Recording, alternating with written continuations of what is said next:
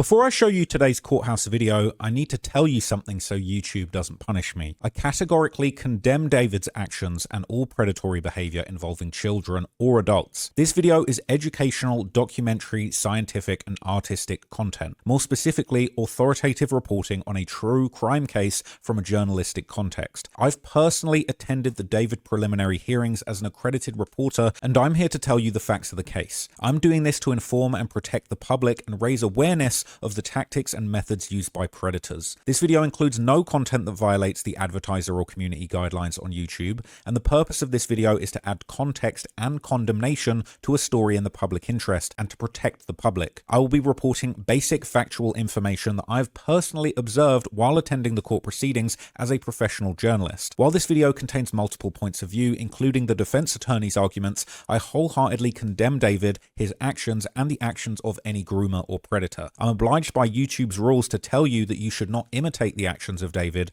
and this statement represents a clear and informative discouragement against imitating dangerous or harmful behavior. This video doesn't include any illegal material, instructions on how to carry out a crime, any footage of a criminal or victim while a crime is being committed, and this video categorically does not intend to glorify the crimes or criminals being discussed. I hope that's understood. Now here's the video. Okay, it's official.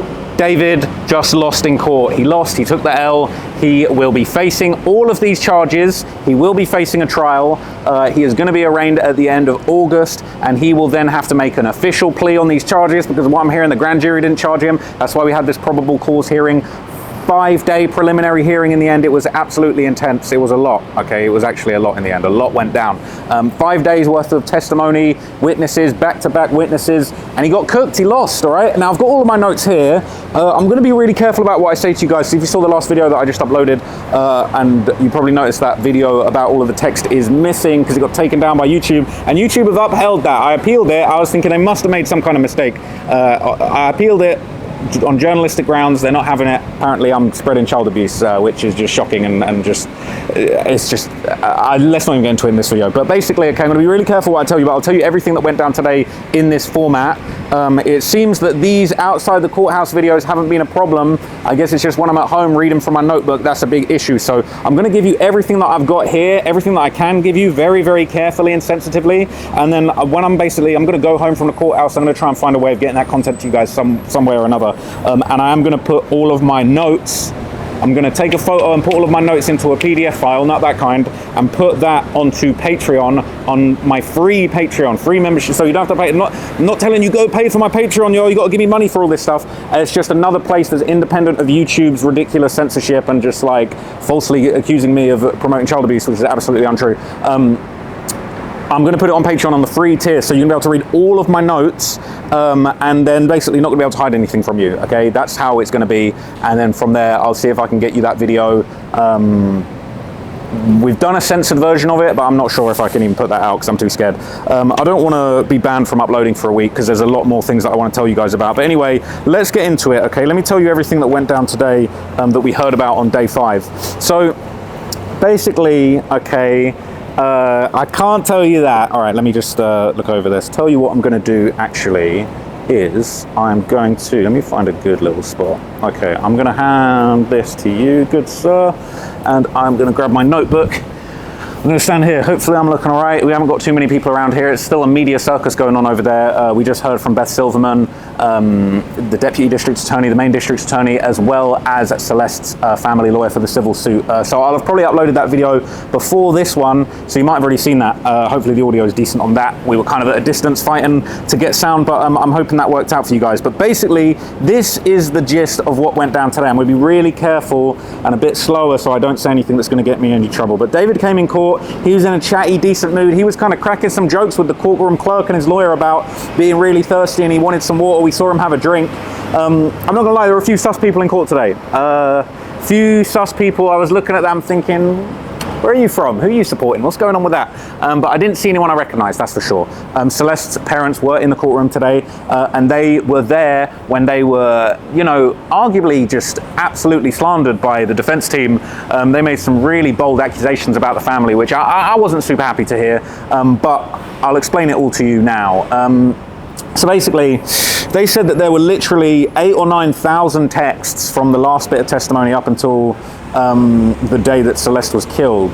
That kind of really surprised me. They were texting thousands of times. But all right, are you ready for this? I'm going to be really careful what I say, but I do think that, to be honest, I'm gonna take a risk. I'm gonna read you some of these messages, but I'm gonna be really careful about how I say it and what I say it. But what I'm about to tell you is gonna blow your little mind.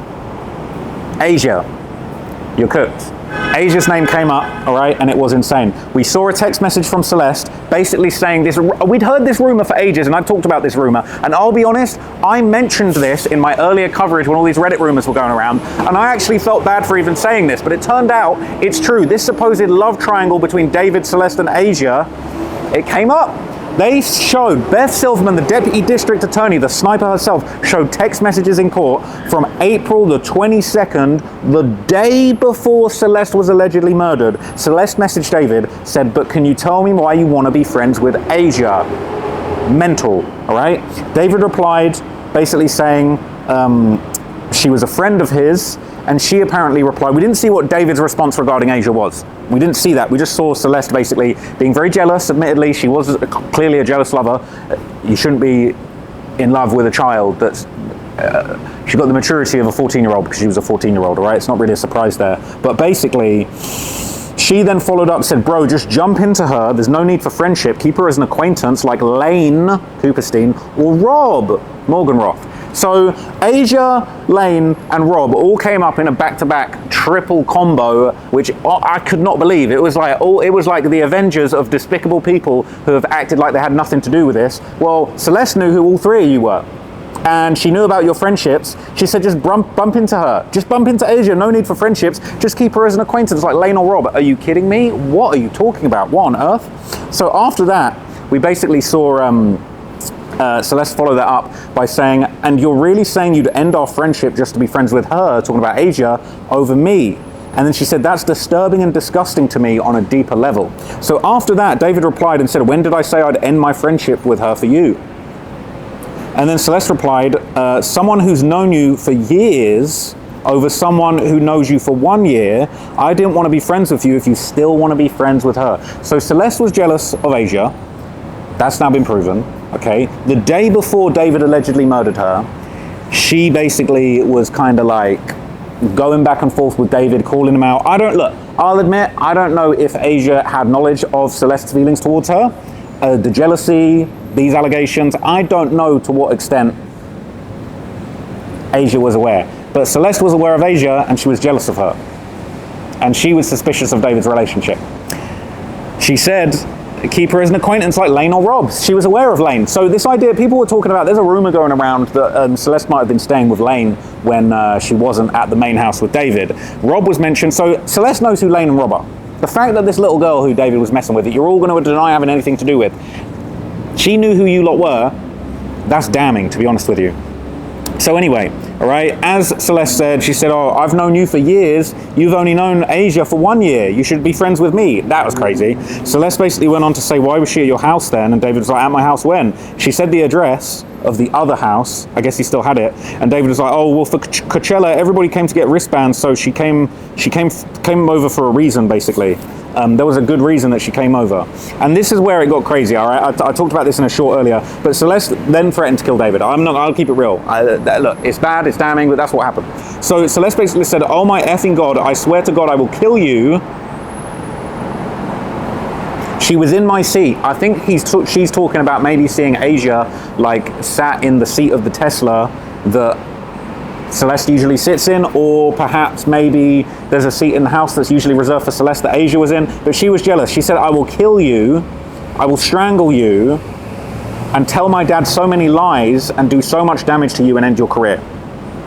That's crazy, okay? Doesn't mean she deserves to die. This is a 13-year-old wilding out. How many 13-year-olds have said, I'm gonna kill you before? This is a kid. So I don't care. A lot of people are now saying, oh my God, she threatened to kill him, self-defense. Nonsense, ain't no self-defense. This was a kid. This is a kid that was just whiling out, talking rubbish, talking nonsense. Doesn't matter. Not self-defense, but obviously it was bad. But really that just says to me the lengths that David had actually pushed this minor to. She was so frustrated with him that she was talking about she wanted to kill him. So she went on to basically say, she posted at your house, you weirdo. And then on the day of the murder, they continued talking to each other. They talked about seeing each other. He sent an Uber. David said to her, are you coming at 9 or is it too early or late for you? Celeste said, I can go whenever. David basically leaned forward and stared at the screen. While these messages were going on, David was locked in. Now, after that, Celeste said, what you mean, leave at 9 or get there at 9? David said, leave at 9. Celeste said, actually, yeah, or I can be in Riverside for it too if you want. She went on to say, by the way, is it chill if you get the Uber for me at 8:30? I'll be back in Lake Elsinore. It's hard to get Ubers there. And then later on, David said, so get it to your house or down the street or something. And Celeste said, let me check. She sent him an address that I won't read to you. And she basically, David went on to say, why do I have to show you everything I get? And Celeste said, because you had because she didn't say this. I don't want to say it. I've got to be careful what I say. But she basically, to the effect, said, he said, why do I have to show you everything I get? And Celeste said, basically, because you made me, I was expecting because of you at a certain point, all right? So after that, now this was interesting. Celeste kept calling David like queen and girl, and I think she was trolling him, and I think she low-key was like bullying him, like, you know what I'm saying, head under the arm, ruffling his head. Like, she was just like, she was dog walking him at some point. She was like, get my Uber, queen. Like, he was calling her, she was calling him queen, and low-key making a mockery of him. And I just thought that was quite funny, and she actually clearly had a sense of humor, and she was sort of still roasting this fool right to the bitter end. So the address was shared. I won't tell you the address, but the address was the address. It was what it was. And then basically they went back and forth. David saying 4 minutes, 1 minute, okay, he's there. And she's saying, okay. And then while she's in the car, as we heard before, basically she was calling him queen. Then she said girly pop. She was calling him girly pop, which was hilarious. She said, girly pop, I'm almost at your door if you're home. He replied, got you, gate open, door unlocked. He didn't say, I'm going to open the door. He said, gate open, door unlocked. Now that's something that the defense were trying to rely on later, basically saying like, oh, you know, he didn't say he was there. He didn't even say that he was there. Like, how do you know he was there? He didn't even say that he was there. And it's like, gate open, door unlocked. Like, bruv, come on, he was there. And the cell tower suggested that he was in the vicinity of his own home. This is when the alleged lies began. So this is when David basically said around 10:31 p.m. And here's the thing: she arrived to the car at she arrived to his house allegedly at 10:10, and that's when David said gate open, door unlocked. All right, when she said I'm almost here, 7 minutes before that. And then at 10:33, all right, David says Uber said you're here. Where you're at? Hello, bro, Celeste. And after that last message from Celeste, where she said, this is so sad. But the last thing she ever sent was girly pop, I'm almost at your door, open if you're home. She never sends a message ever again in history. The girl she never ever sends any message. That's the last message she ever sent in her whole life, all right? And you want to believe that because David's going, where are you at? Hello, bro, Celeste, where you at? And then she apparently, like, this is like 10:33, 10:36, and then there's no messages from Celeste ever after 11 p.m. And then basically, David then messages her at like 10:30, says, bro, blocking me? Hello? Bro, I'm going to call you, bro. You're scaring me. He was lying. So, allegedly. So then by 11:41, he's saying, dude, what the F? Where are you? Please. And then he never texts her ever again. She never sends a text ever again after that. It's over with at this point. It's completely over with at this point. So, basically, the detective made it clear he reviewed the Uber records. The victim did arrive at the property at 10:10 p.m. And then at 11:30 p.m., and bear in mind, he's texting while this is going on, but 11:30 p.m., his cell phone and his Tesla begin moving north towards Santa Barbara. So, interestingly enough, okay, they revealed something that we already knew, but this was all while David was planning the rollout for his album, Withered, which obviously is just a ridiculous name, considering what ended up happening. Now, it could have been a coincidence, or it could have indicated some premeditation. I'm not entirely sure, but at the end of the day, he basically had a bunch of album stuff to deal with after that. Funnily enough, actually, he had been at a meeting with Interscope that day about his album rollout. Now, we ended up seeing all of these locations in his Tesla infotainment. He drove up to Santa Barbara, all of that kind of stuff. And this is where the cross-examination took place. So Blair took the stand, not took the stand, but Blair took the podium and began continuing to question this detective who was continuing on from the previous day's testimony. And she basically got to blaming Celeste, painting David as a victim, painting David as somehow kind of like being a victim in all this. I'm going to get to it, but she painted out David to be such a bitch, and that David was basically like a victim in all this, and like he did what he's supposed to do kind of vibe that she was giving, and blame the family. So the first thing that Blair Burke said was basically the first contact with David and Celeste on iMessage was August 2020, right? So that was confirmed. She said that was online text messaging, right? When did they first meet in person? They said they first met in person in November 2023. right? They said first communication with Celeste. What was the first message? So apparently the first message, or within the first couple of messages that David and Celeste actually shared, Celeste asked David his age, and apparently he said 18. Now this is what's crazy, okay? And I would say that Beth Silverman looked a little bit flustered and a little bit like, just a little bit pissed off at this line, just this general line of questioning. I was pissed off too, because I feel like the line that you could see the avenues they were going down, and it was not pretty, it was not cool. So after that, all right, basically, there was kind of a back and forth, and Beth objected and said these are like random iMessages, these aren't the extraction from Cellbrite.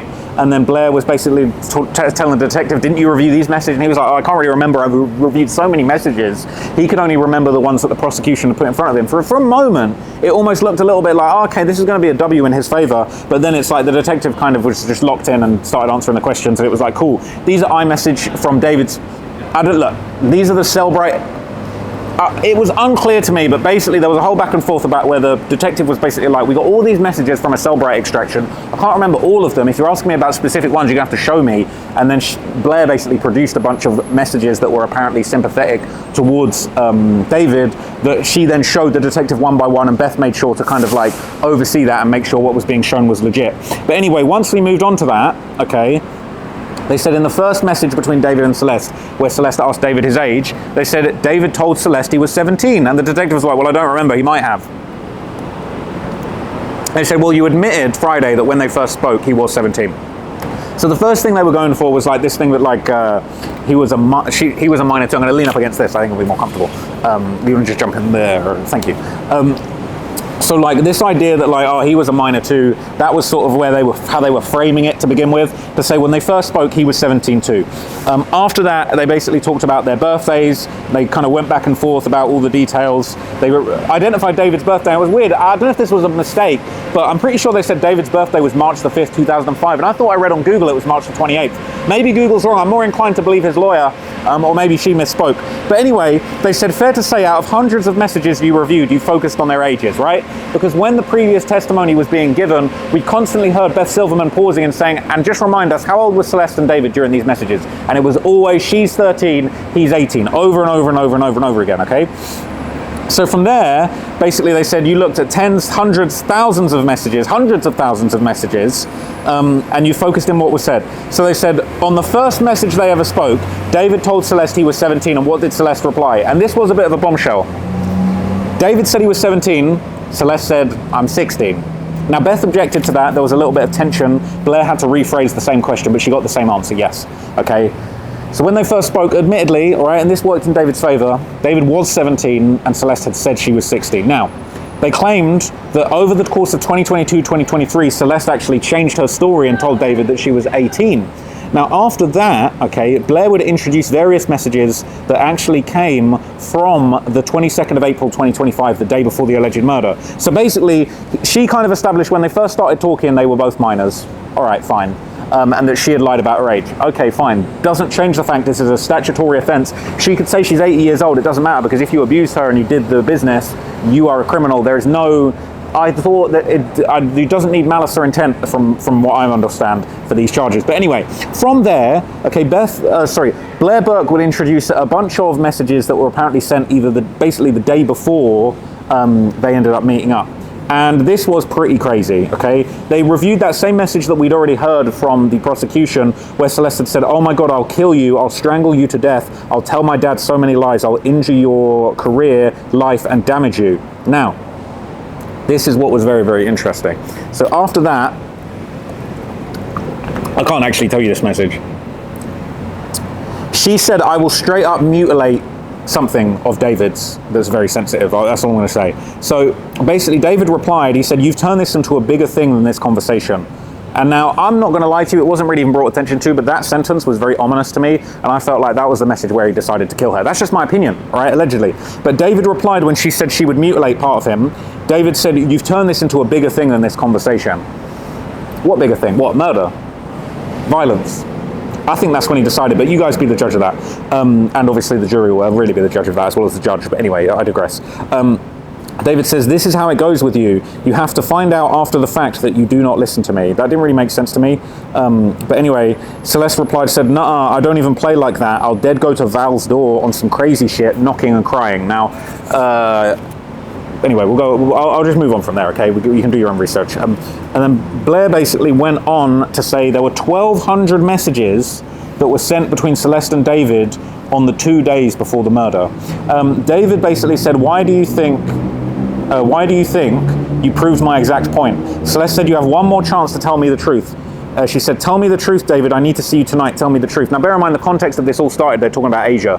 So I don't know if this was other girls, if it's specifically about Asia. I don't know what was going on with that. But basically, it was like, you need to tell me the truth. You need to tell me what's going on. Now, a little bit of time passes. David said,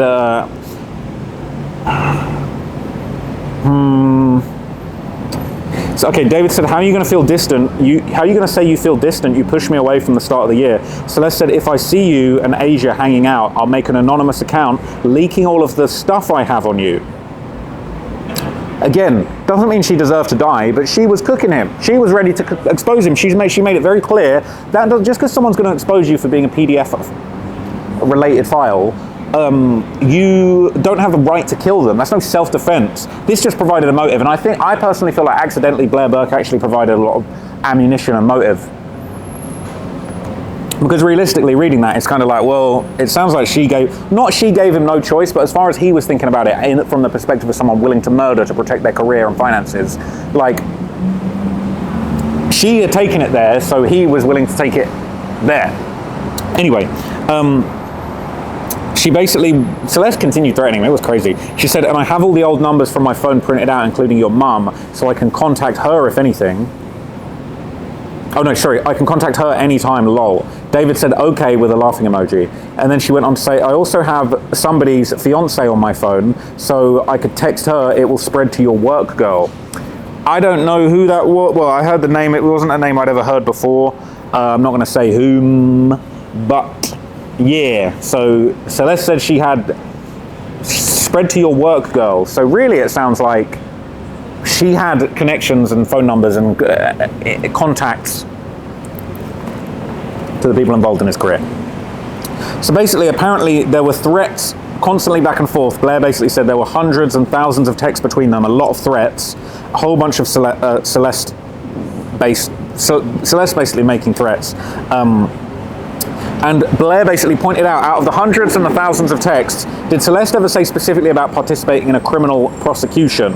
And the detective admitted she never talked about testifying or taking it to the cops. She just talked about taking it public. Now, we found out at the end when the judge made the ruling that doesn't frickin' matter.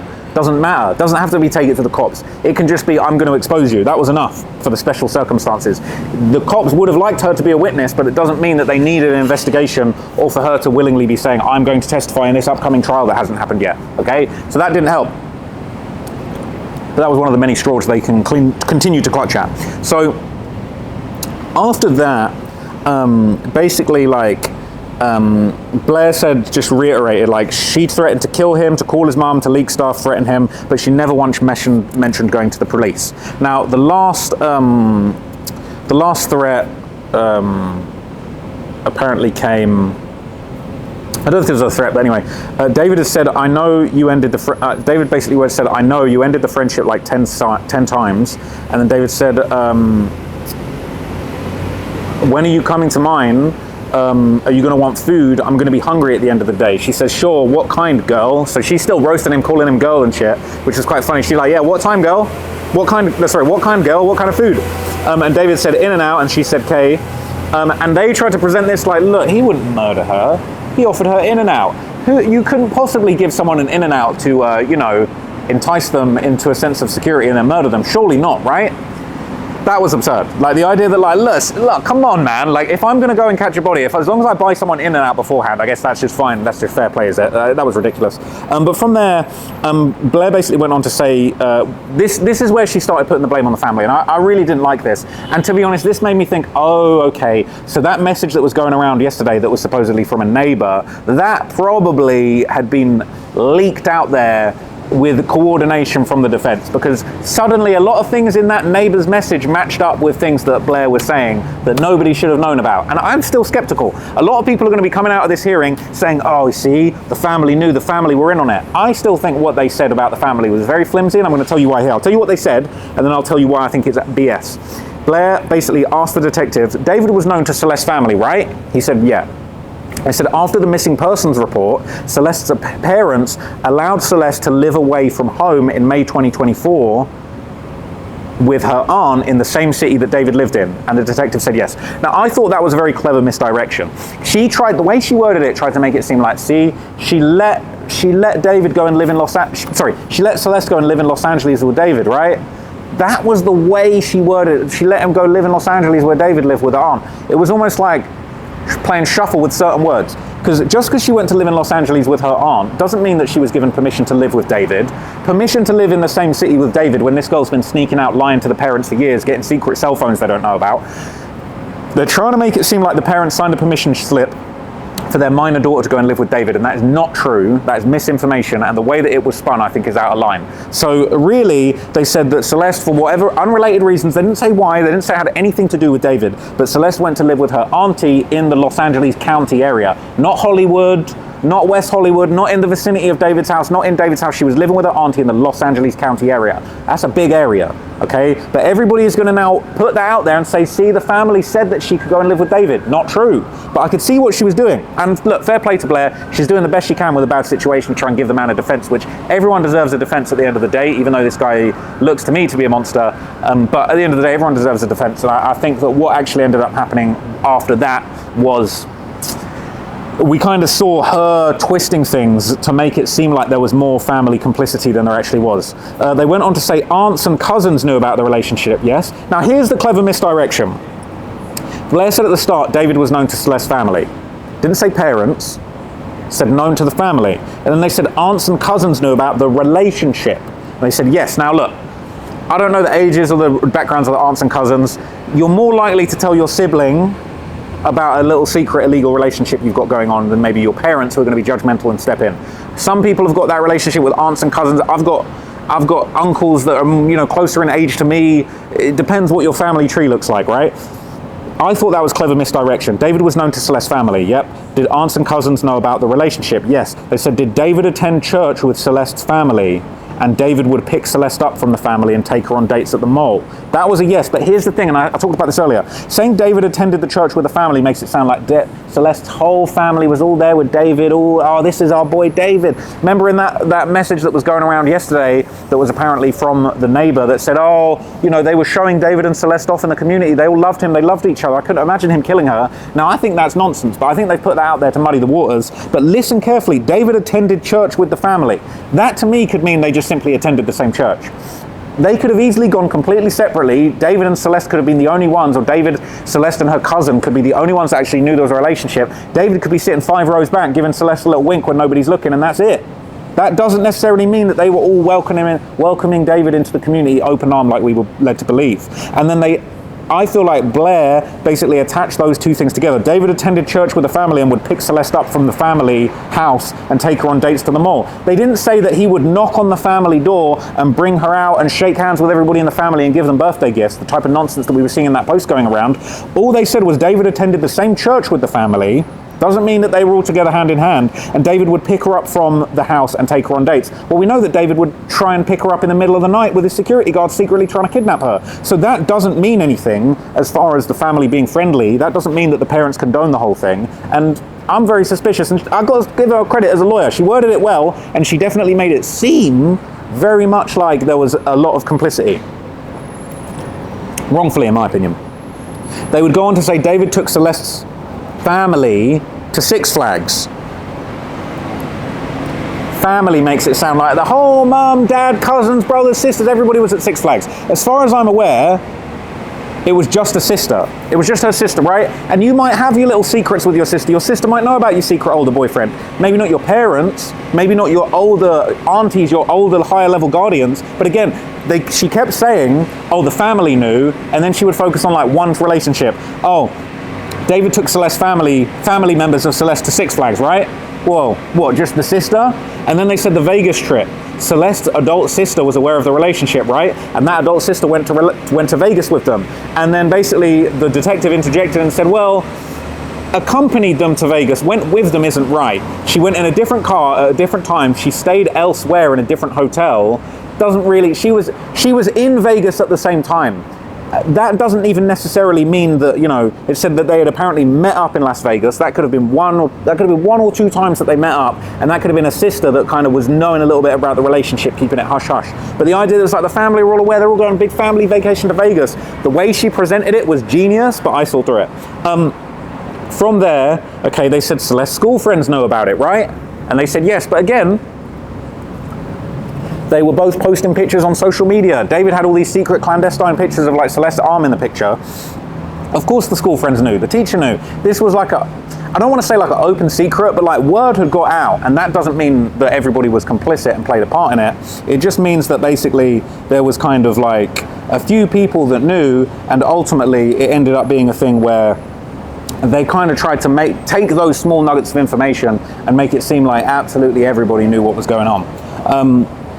From here, what was interesting, obviously, is like this is all going on. We're hearing all of this stuff, and really, like, we're hearing Celeste's family really get tarnished, and some quite clever wordplay being used to sort of make it seem like they knew a lot more than I think that they did. A lot more than I think that they did know. I think that they were aware of some things. They were aware their daughter had a boyfriend. Bear in mind, everybody that wants to point the finger at the family and say they knew. Yeah, we heard testimony that Celeste's father had contacted the police after he saw the news and said, yeah, I think that could be my daughter. That's not because he was complicit. He probably had heard the rumors. He knew that they had a boyfriend called David, and it wasn't laid out, but I would wager that it's highly possible if Celeste was lying about her own age and lying about where she was at times, I think it could have just as easily, she could have lied to her parents about the age of her boyfriend too. So I don't really put too much credence on that, the idea that like, oh, the parents knew everything. Now it said Celeste's parents, were they aware of a trip to Houston to meet the family? And what was very interesting is they brought this up and they showed it, but it was too small for you to actually read it because I would have liked to see the details. But they did say, and I'll throw my hands up and say that this is what they said. They said there was a 4-page notarized child travel consent form signed by Celeste's dad in September 2024 that consented to the London trip. Now that was a bombshell. I won't say too much, but there's rumors going around that, you know, there might have been, that was apparently a notarized letter. And I wonder if it was completely genuine, if it was notarized by the right person, if it was a real form signed by Celeste's father, if he was actually aware of this, or if he perhaps was deceived as well. There was clearly a lot of deceit going on, especially on David's behalf, but also partly Celeste was deceiving people too. Arguably she had been deceived by David as well. But that did definitely make me wonder to what extent, like, is, you know, to what extent is, like, are they kind of reframing a lot of this stuff to try and make it seem like something it wasn't? I'm not convinced. Just because there was just because they put a lot of emphasis on notarized, all right? Do your research into that. But they were kind of, that was like supposed to be like this smoking gun. But the reality is that could have been forged. It could have been genuine, but they could have been lied to about the boyfriend's age. They could have said, oh yeah, my boyfriend's family's rich, he wants to go on this family trip to London and he's only 16. She could have said, oh yeah, he's getting his parents to sign a notary form as well for permission. Easily, all types of lies could have been told. So I really don't think that it was fair to characterize the parents like that, and the parents were in court for this to be read. But as far as I'm aware, they don't speak English, so they might not have understood it as it happened. But anyway, after that, they said they went through social media searches. They identified pictures of Celeste and David online. They basically kind of like, Blair tried to make this point that like, oh, there were images that were basically shared publicly by David and Celeste. So it wasn't this big secret. Like, they were out there publicly. People knew that they were together. And it was kind of a bit flimsy, but they also said, oh, there was pictures of them online from Discord. They were gaming a lot. They were gamers. That's how they met. They met gaming, all this kind of thing. And again, like, I just feel like it was, I feel like they thought it was going to be more compelling than it was. From there, basically, the detective said, look, I can't verify all the photos on social media. I can only verify the photos that like we've taken off of the, what's it called? Off of his own devices. Like the items that they had taken off of his devices were essentially like, you know, those were the things that they were relying on in court, and like all the stuff on social media, the stuff on Reddit, the stuff on Discord, the detective basically said, look, that's not stuff we can verify, we don't rely on that. So a lot of the stuff Blair was relying on didn't meet the standard of proof that a detective would actually want to basically put it out there. Now after this, we would basically hear that apparently, and this was pretty damning, And now Blair's putting this out there as evidence in favor of David, but I don't think this helped him. If anything, this just threw everyone else under the bus. But she basically said to the detective, who confirmed that David's management team all went with David and Coachella, with David and Celeste. And I thought they said that Celeste went to Coachella, but I didn't think that that was true. So that was a little bit confusing to me. But obviously we know that David's management team was at Coachella, and we saw a lot of pictures. I talked about the pictures the other day about how Josh Marshall had his kids at Coachella backstage with David. I see Josh Marshall and them doing a little privacy complaint on the video, right? We're way ahead of you. We already blurred everything out that was personal to you guys, right? You don't have any right to have your video of you guys flexing your watches and laughing about the situation to be private. You guys are public figures and you put that out on Ziv Tamir's page. But anyway, we'll deal with that separately, right? Those guys are absolute losers, all right? But anyway, from there, okay, we ended up hearing, this was crazy. I'm not gonna say the name, but they mentioned somebody in the industry by name. I wrote the name down, all right? I wrote your name down. They basically said people in the industry, a music producer went out socially with David and Celeste together. So whoever that was, you're gonna be in big trouble. So while Blair was kind of doing that thing, I noticed that David looked down. They brought up the Fonda Theatre, and again, they tried to bring up all this damning stuff that doesn't look good for David, but like as if it was in his defense. So they basically said, oh, well, Celeste sat in between David's family, his siblings at the Fonda Theatre with his management team. Everybody knew, everybody accepted their relationship. It was kind of like, bruh, this isn't helping. This is just throwing everybody else under the bus, and it really, cool. If you want to just cook a bunch of other people along with him, that's cool, but like, I'm not really sure that that's really going to help you too much.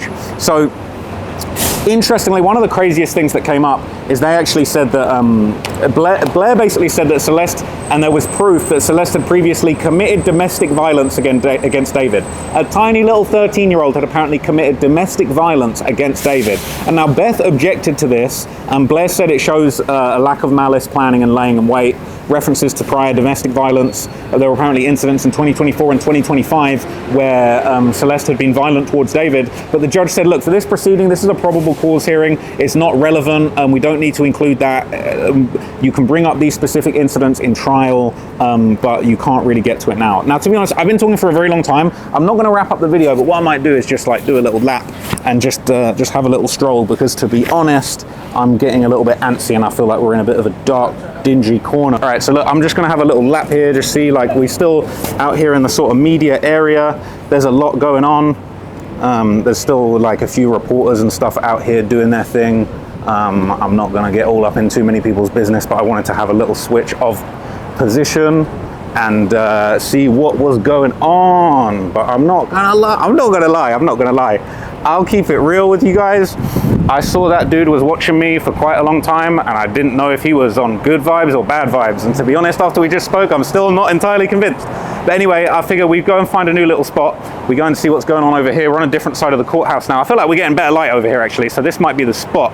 This might be the location, all right? But it's, I don't know, you got to keep an eye out here, you know? I don't know if we were going to meet some David supporters or some David friends or David foes. But anyway, all right, I'm going to finish everything that I was saying in here, okay? In my new position, in my new spot, all right? Got a better eye line of sight, you know what I'm saying? I can see who's coming, who's going. But I'll wrap it up and explain to you kind of the last few bits of this. And keep you informed of the last few days worth of testimony, or the last few hours worth of testimony, basically. So kind of after all of that back and forth where Blair really was kind of like, she was kind of like doing her thing, and she did have some interesting points. She made some very cool, interesting points. She kind of broke down some of the backstory and stuff like that. Basically from there, we kind of heard, obviously, this domestic violence thing. The judge basically said, look, it's not really time for that. This is a probable cause hearing. If you want to try and, you know, do that, that's really for trial, to try and say that he had a reason to do whatever he did for purposes of domestic violence. But after that, there were basically some incidents. Okay, I already talked about that, my bad. I'm a little flustered, I'm just trying to get back together. So, from here, Blair also asked the detective, and the judge wouldn't let him answer this. This was objected to, and he wasn't allowed to answer, but you could tell where she was going with it. Blair basically said, oh, you learned through the communications in their messaging that Celeste frequently referenced having BPD, all right? So I'm pretty sure I've heard differing explanations of BPD as a borderline personality disorder or bipolar disorder, but basically was saying that she was suffering from some mental health issues. Judge wouldn't let her get into that. Basically, so that was objected to. It was sustained. 2 leading, not allowed to answer it. He didn't even accidentally get a bit of an answer out before that objection came through. It was basically kind of, that was basically the last, one of the last things that Blair had to say.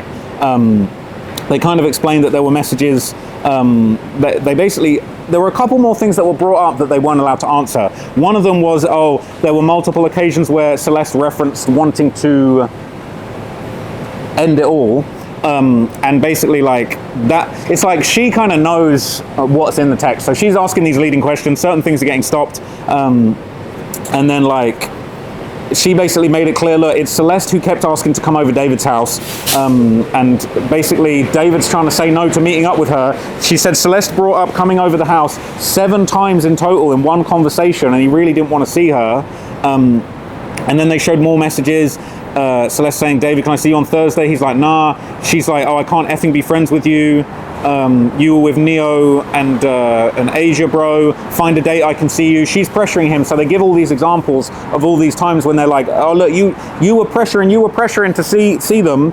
And they basically went on to say, explain why I can't see you before Singapore. David's like, my parents are here. I want to have a in-person conversation. So it sounds like really, he was saying like, I want to tell my parents what I got going on with you, really. So I wonder whether the parents knew or they didn't know at this point about the age, and that he wanted to actually reveal the situation that was going on. I don't know, but that's what he said. I want to have an in-person conversation. And then Celeste replied, she was on his ass. She said, I need proof that your parents are there, flights, or you're lying. I saw other people in your house. And then David said, they get here on Thursday, but I can't do tomorrow. Why do we need to meet in person before I'm back? I can see you tomorrow. She replied, I can see you tomorrow. I can dead ass go to Riverside too. She said, we need to talk in person, please, man. David said, no. Celeste said, you have one more chance to tell me the truth. You're hurting me. I don't know if you've ever been told this. It said, no, bro, cut this shit. I'm seeing you today. And David was like, okay. And basically, there was some other stuff that came up, but I'm actually not gonna say it, just to be careful, just to be more careful. So basically, after all this, Blair starts questioning the detective and saying, well, you couldn't confirm if Celeste actually wrote the message. You know, when Celeste said, girly pop, I'm almost at your door, open the door, I'm almost there. They said, well, she wasn't there when she sent that, so you can't prove that she was there. And they said, oh, you can't prove that David was in his address, in his home. And the detective's like, well, we could triangulate his phone to his address. And they were like, yeah, but you couldn't tell if he was inside or outside, right? Like, that was some gotcha. And they was like, yeah, well, I mean, that's the address, like, that's where the car was, that's where, like, she was ultimately found. Like, that's basically, it is what it is. So after that, they basically went back and forth. She was sort of saying, oh, you can't prove that he was in the property. They said he was playing a VR video game with 2 other people right before she arrived. And they were trying to use that as a way to say, oh, you know, there was no lying in wait. It was just, they was playing VR and she came over. He wasn't lying in wait. He stopped playing the game and went and spoke to her. Or not. Like, who knows what happened? You can't prove that he ever even spoke. He wasn't even inside the house. It was kind of not really making sense, right? Obviously, it does sound like she was dropped off. There was basically like all kinds of activity that was apparently going on, you know, between their phones and such. And basically, they were like, can you confirm that she was dropped off in the Uber? They apparently spoke to the Uber driver, and apparently the Uber driver basically said he couldn't really remember her or where he dropped her off or anything like that. And they were trying to use that as like, see, the Uber driver didn't even see her. Didn't even know where he dropped her off, but it was kind of like, nah, it's just some Uber driver talking about some shit that happened nearly a year ago, like 7 months ago. Like, the Uber driver don't remember what's going on, 5 months ago, sorry. Uber driver didn't really know what was going on or want to be involved in any of this stuff that was going on. So apparently there was only a 21-minute window that Celeste could have died between 10:10 and 10:31. And they basically were just like, it's such a short window of time. They said that window of time was shorter than the potential hour that the medical examiner said it could have taken for her to die from the stab wounds that the body was found with. And they basically said there was no evidence anyone else was there. The Uber driver couldn't confirm she was there. The Uber driver had no footage, no memory of the ride. There was no footage of her exiting the Uber, no footage of her outside the property, no Ring doorbell cam from nowhere. You can't prove any of them were ever there. And it's kind of like, well, her body was found in the trunk of his car that was parked outside, and he was the last person to drive it. He walked into that house. So yeah, it sounds like you could prove some stuff. But anyway, they weren't trying to hear that. So they said, you've got no proof of any activity of David being in the house after 10:10. It's like, yeah, sure. but we could prove that he was in the general area of the house and that he was the last person to go in the house and get out of the car from the car that had the body in it when the body was eventually recovered. Anyway, talked in circles. What a load of nonsense, all right? But Blair was doing the best that she could with what she had. So from there, she kind of went back and forth. She was like, you're able to determine, you know, you basically couldn't determine where David was. He was out at a label meeting with Interscope in the daytime about his album coming out.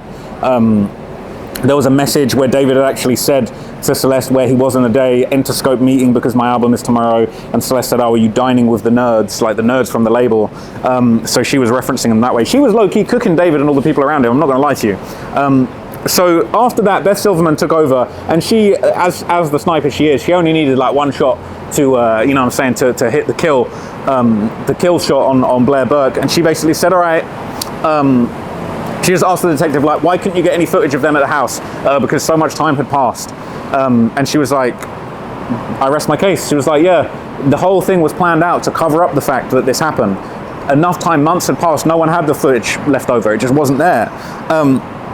So there was a long break after that, and basically after this, this is when the actual kind of like arguments were basically made. And I'm not going to talk too much about this. I could talk more about this in another video, but I think I'm going to wrap it up pretty soon. But basically, the judge went through kind of the reasons and like the purpose for this hearing, basically to say, look, the whole point of this hearing is for probable cause. You know, I guess because he wasn't officially indicted by the grand jury on these charges, basically Beth Silverman and Blair Burke were allowed to kind of make their respected arguments for what they think. Blair Burke kind of said, oh, you know, there's no intent for the murder, there's no murder weapon, there's no proof of the murder, like the best you could do is desecration and mishandling of human remains, there's no malice, he was absolutely nice to her, but low-key kind of admitted that he is messes with young'uns, because basically they kind of was just like, oh no, he talks about how much he loved her and how much he cared for her and all this kind of stuff. So it's like, okay, so you're admitting he's a PDF type person, file, and all of that stuff, but then you're like low-key on the other hand denying there's no proof of the murder, no proof he ever wanted to do anything, all this kind of stuff, right? So, and then she was like, he was provoked, she threatened to mutilate him, threatened to kill him, threatened to hurt him, all of this stuff. We kind of saw all of that, and then from there, they kind of both made their arguments, and I would say this was like really Beth Silverman's finest hour. In the space of like less than an hour, she basically summarized the entire case, all of the evidence, absolutely every reason why David's cooked. And I don't need to summarize that for you here, because it was everything we'd already heard. Medical examiner, you know, the wounds on the body, the blood in the garage, the blood in the car, his messages, his grooming, the footage of him when the police came to his house on the body camera, he denied knowing her age, and he acknowledged that some people had said she was 13, but he thought she was 18. He lied to the police. The text of Operation Awesome. I'm going to let this siren go and do its thing, because this is definitely, I can see an ambulance in the distance. Or it's like a fire. It's like, out here in LA, you got these like, you got fire trucks obviously, but you've also got these kind of like, I don't know, it's like an SUV that's red that's like got fire stuff on the top of it. But yeah, I guess the courthouse has a lot of siren activity, so you're not going to get any insights from me right now. But tell you what, I will show you what's going on. Did you show them? We got a little siren activity going on. The 5 Live are in the building, all that kind of stuff. But look, I'm going to wrap it up pretty soon. But basically, the last thing that I want to say is just make it very clear that this was like a really, really excellent kind of, you know, effort by Beth Silverman in the end to kind of like break everything down and to pretty much, let's see if we're going to, yeah, to basically break everything down, summarize it. She summarized it really well. She did an amazing job. She absolutely killed it. And it was just a masterclass. The judge then went through all of the case law that basically backed her up and basically said, look, based on all of this, like, I believe that the financial motive was there. It doesn't have to be. Him losing out on money is just as good as him gaining money from the murder. And basically, you can't have any kind of financial interest in a murder. Basically just backed everything up. Said, you know, look, there is enough probable cause here. I am going to issue the full-blown charges. He will be facing a trial. He will have an arraignment at the end of August. David barely reacted. And then he's got 90 days to decide if he wants to have a speedy trial or he could delay it while they go through the evidence. To be honest, the evidence is clearly damning. There's clearly a lot of it, and he's looking cooked. So I'm going to wrap it up there. I'm losing my voice a little bit. I'll probably go home and do a bit more of an update. I'm going to get to the bottom of this thing with the other video, because that was just so disappointing. After so many days of just being up late and getting up early and just working so hard on this, for that to go down with YouTube, I think is just so disappointing. But who cares? It's not about me. It doesn't matter. What really matters is that justice for Celeste is one step closer. It does appear that now the charges are official. He will be facing trial, and they're going to have even more evidence than what we've seen so far. So if you thought he was already cooked, he is overly cooked now. But I'm going to wrap it up there. I hope you found that breakdown useful. I will catch you guys in the next video, in the next breakdown. I'm going to go home and just get to the bottom of everything that's going on. But I really appreciate you guys supporting. Make sure that you go and support me on all my different platforms, especially Patreon. It's like this, you know what I'm saying? The stuff that you want to keep track of is there. But anyway, I'll catch you guys soon. Peace.